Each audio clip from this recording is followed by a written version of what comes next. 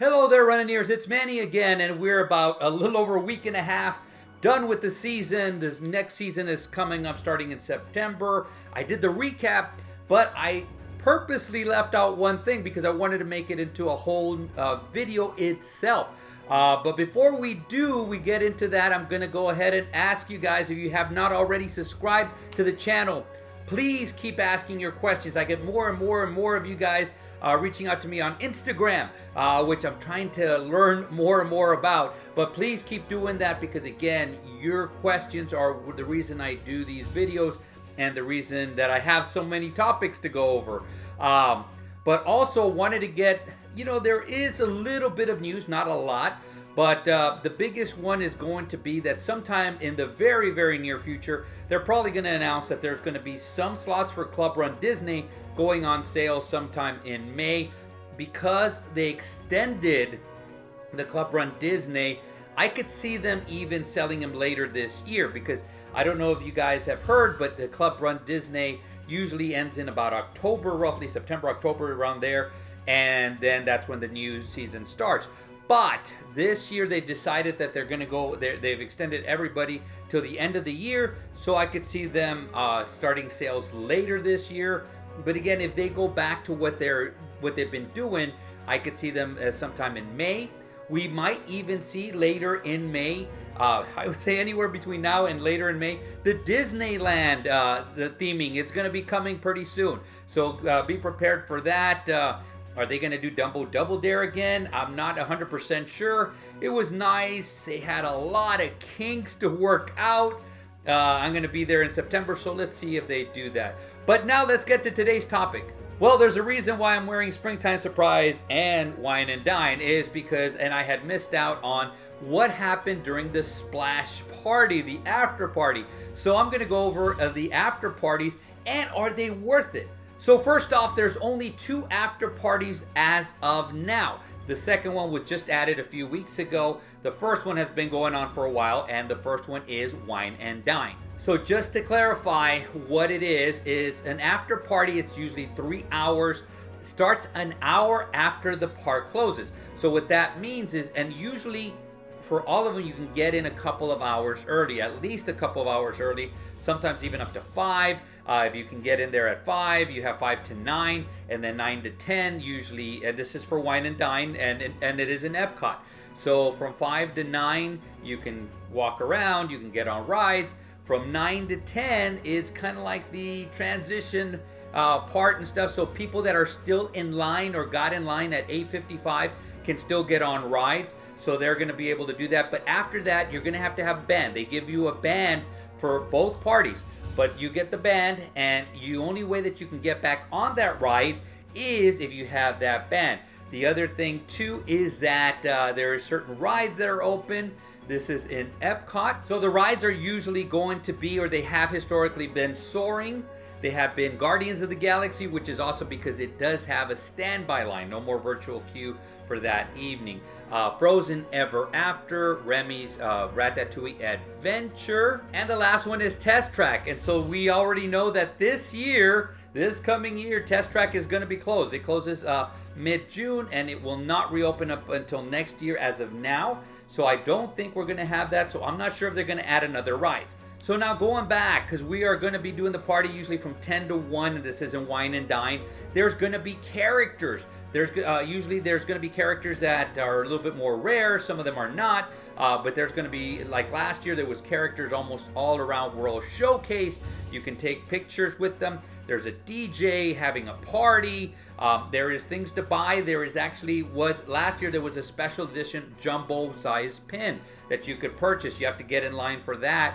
And the line was super long to begin with. We decided to go on Cosmic Rewind, so we did not even bother with that line. So there's a lot of stuff going on. At the very end, I'm going to put up the character pictures so you can see them. But the lines can be long at Wine and Dine, especially for character pictures, the popular characters. And again, they interact. They interact with people. There's a lot of people that go there, so it can get pretty packed. Now, who can go to these parties? Because a lot of questions get asked and a lot of stuff gets confusing. So If you're doing the half marathon either by itself or in the challenge, you automatically get a ticket. It is included in the price of your race. But let's say you have a family of 3 and 2 of them do not have a ticket. Can you go? Yes, you can. You're going to have to purchase a ticket. You go back to the runDisney.com page and you go to your event. So you're going to go to that event, which is Wine and Dine. And as of now, this morning when I looked, there's still slots available. It's $110 per person. Guys, it does sell out closer to the date. Last year it sold out even before that. So if I was you and I really, really wanted to get this ticket, get it as soon as possible. I know it's a little bit expensive and I know we still have some time, but this one is transferable. I actually saw people transferring the day of. So that was something that was going on the day of. But that again, if you do not buy it now, you are chancing not going, or at least not having your loved ones going. And please do not try this. A lot of people have tried this saying, well, I'm just going to get a regular ticket. I'm just going to stay there and I'm going to sneak in. That doesn't work. And if you get caught, you're going to be thrown out. If you can continuously get caught, you're going to get banned. And remember this. Anytime you start breaking the rules and you start doing that, then that puts our fun in jeopardy, because then they're going to start getting stricter with the rules because people are circumventing the rules. It's not a good thing. But get your ticket the morning of the day of. Some people will say I'm not going to be able to go, so they might half the price. They might even give it to you for free. So at least you have that option. But again, tickets are on sale right now, and you can get them. This is for Wine and Dine. The other perk for the Wine and Dine, I'm going to just say this is for the Wine and Dine, is that if you're into the party, when you register as a half marathon or a challenge participant, they're going to give you a $15 gift card. Years ago, they used to give you tickets, one for a drink, one for a meal. And so this kind of takes the place of that. So they're going to give you a $15 gift card. It's a unique gift card because it does have an expiration date.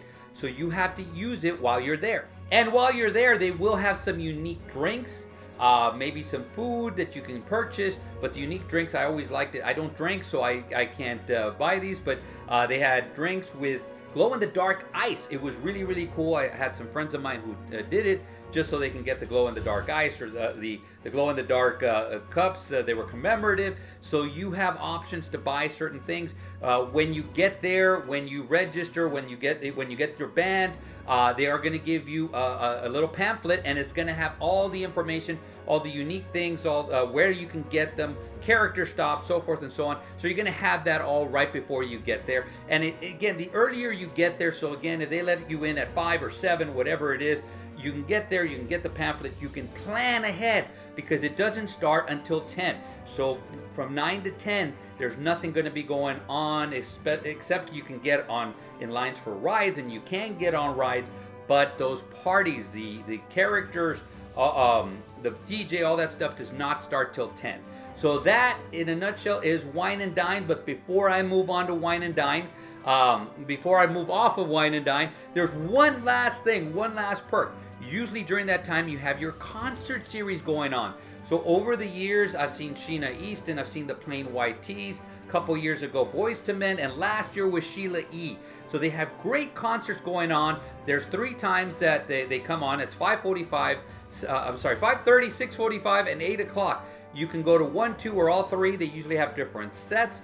It is complimentary. It is part of your ticket, your park ticket. As soon as you get into Epcot, you can go back to where the American Pavilion is. You're not going to miss it. It's a big, big amphitheater, and you're going to be able to stand in line and go and sit down. Depends on how popular that set is, that concert is, the artist is. It could be standing room only. So my suggestion is, if you really, really want to see them, get there early. We have we got confirmation that the concerts are coming back, but nothing yet. And usually I report it, so I'll be able to let you know, hey, so and so is going to be playing while we're there. You can get there in time to go watch them.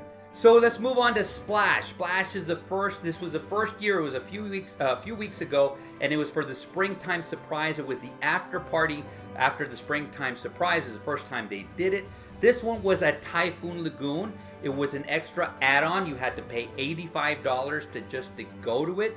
It was from 7 to 10. But you could get there as early as 5, although the party offerings were 7 to 10. So what does that mean?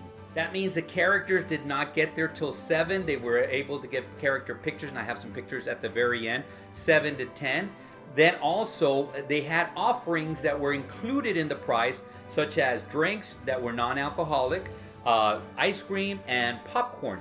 All of that was included in the price. So the only things that were not included was alcoholic drinks and if you wanted a meal. As a matter of fact, ironically enough, I just got an email this morning asking me what I thought about it. And I did comment and said, because of the price, I thought maybe that they should give us at least a $5, $10, $15 gift card so that we could purchase a meal in case we were hungry. Again, the snacks that they had, they kept us over for a while, but it would have added to the fun. Now, walking around, all the rides were open, basically starting at about 5. They were all open. You can get on the rides. They were all, of course, all water rides. It was my first time in Typhoon Lagoon, so I had a fun time. We only did a few things. Got our snacks, got our character pictures. It's something brand new. Now, the only thing I was going to say is that it was pretty empty. In comparison to when I went to the Wine and Dine after party, there was lines for almost everything. At Typhoon Lagoon, there was no lines, no wait for almost everything. You could just walk up and get anything you wanted. Even if you wanted to order food, there wasn't a long line for that. I do think the popularity wasn't as high as Disney would have liked to. But again, that's where I think to myself, if they add an incentive such as saying, hey, we're going to give you a $15 gift card on top of giving you some snacks, or, give them a $15 gift card instead of the snacks, maybe just the free drinks or something like that. That way, they can spend some more money there. But again, on top of paying the $85, if you were hungry, you had to pay for meals. So the question is it worth it? Now, something that's going to be easily said is if you already buy the runs and it's included in the price of the runs, then of course go check it out yourself. I always say this: experience beats anything. So if you go there, you can read 100 things. You can watch my reviews, and it doesn't mean a thing. Because when you go there, if I even say, hey, I didn't care for this, or wow, this was the best thing in the world. Let's say I said I didn't care for this. You might go yourself and think it's the best thing ever, and you're going to do this from here on out. It could be the opposite, where I say, hey, this is the best thing ever, and you get there and you don't like it. So once you experience it, you'll at least know. And so that way, going forward, you could sit there and say, alrighty, this is worth it. I'm going to go ahead and do that. And this time I'm bringing friends and family, or just skip it altogether. Now, when you have to purchase it, I think you go into a little different ballpark. You're going to go into a different direction, because now you are adding value to it. So there's going to be money involved in it. So let's say you have a family of 5. 2 of you are running, 3 of you are not. So you're going to have to spend over $300 just to go into that party for basically 3 hours, 4-ish if you add that last one, that buffer hour in there. So is it worth it? You got to think to yourself, you're going to be able to take some character pictures. Probably not a lot in Wine and Dine, some more at Splash. And of course, they don't have a lot at Splash. They have a lot more at Wine and Dine. They don't have a lot of free offerings. So you got to think to yourself, is it worth it? Again, put a value on that. You're going to be able to maybe get on Cosmic Rewind once. Again, after a while, that line will be over an hour. So again, you got to put the value on that.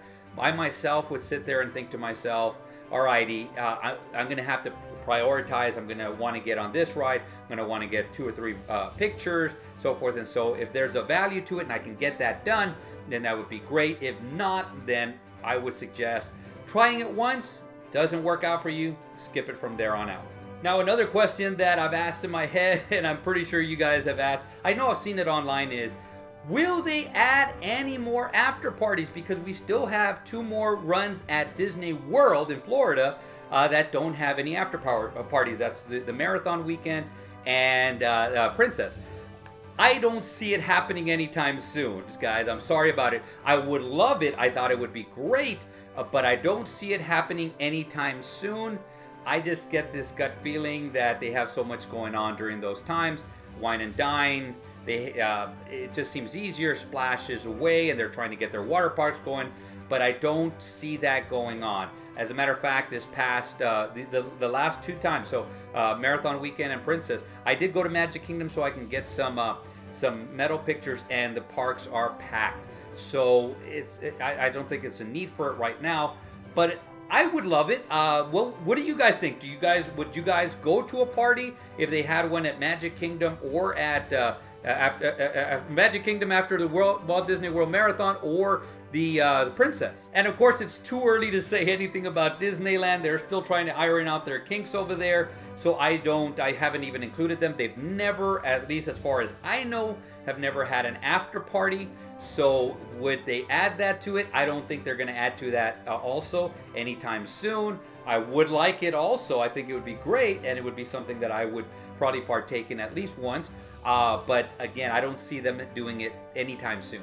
Now I'm going to turn it over to you guys. So what do you think? Did you like the after party if you went? Did you want to go and couldn't go? Do you want to go, and do you want to add something to like Marathon Weekend and Princess? Please comment down below. But without further ado, create a magical day, create a magical run, and see you sooner than later.